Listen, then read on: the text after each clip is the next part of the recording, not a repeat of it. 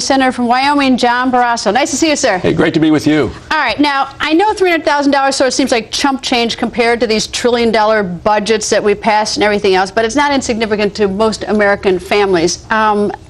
What's your thought about today? I should tell you that I sort of think that because these are unusual times, that the president would have been smarter tonight to video conference and say, these are unusual times. I'm going to talk to all of you at 8 o'clock tonight, so I'm not going to spend $300,000. Well, that's right. You know, this was a kind of a cheap trick, which turned into a very expensive trick to go and put this plane there in New York, as they did yesterday, and then today flying as part of an orchestrated day. A lot of money. The people of Wyoming very concerned about the way their tax dollars are being spent. We had tea parties. People turned out all around the state of Wyoming.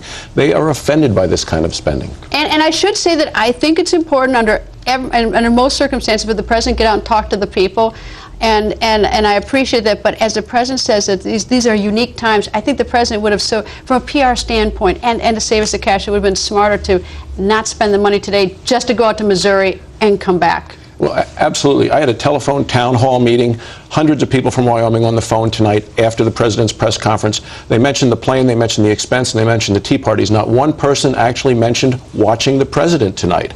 So, I mean, it's fascinating, but people are very offended with the amount of spending. And of course, he told his cabinet to tighten the belt, so he needs to, like, you know, the buck needs to stop here. But only by $100 million when he just has a budget of $3.6 billion. And I know $300,000 today may not seem like a lot, and it may seem like chump change compared to everything else. But anyway, nonetheless, it's a lot of cash. All right, now, have you spoken to Senator Specter? I talked to Senator Specter tonight after we voted on the budget. I voted against the president's budget, and amazingly, Senator Specter also voted against the president's budget. Well, he said he was going to. I mean, he's always been against it. What did you say to him?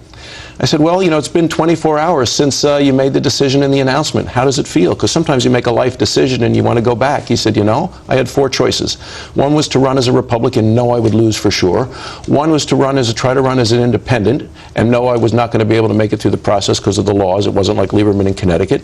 He said the third is I could have retired and I had more work to do, and the fourth was to switch and become a Democrat. The only way I could retain my Senate seat, he said, was to run as a Democrat and switch parties. And that's what he did. It was basically a pure, calculated political move. And so is he getting a cold shoulder from all the Republican senators tonight a little bit? Well, I think, you know, there were more people smiling on the Democrat side yesterday than on the Republican side, but people are still visiting with him. He, you know, he's had 30 years on the Hill. Come on, you're not furious at him? I mean, the Republican senators aren't furious? I mean, it makes you guys look bad. I mean, come on, let's face it, you look bad. Well, you know, you lost one of your own, and there is strength in numbers. You have 41 votes, you can stop things. If you have 51 votes, you can get some things done. If you have 60 votes, you can get just about anything done. So numbers matter, but also a philosophy. So, isn't smoke coming out of the ears of some of you?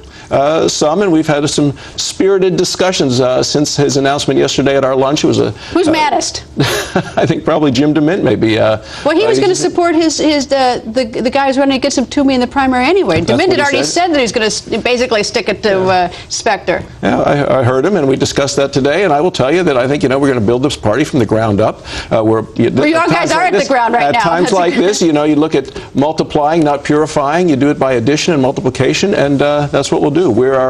I'm still a member of the Ronald Reagan Big Tent approach. Have a lot of people involved.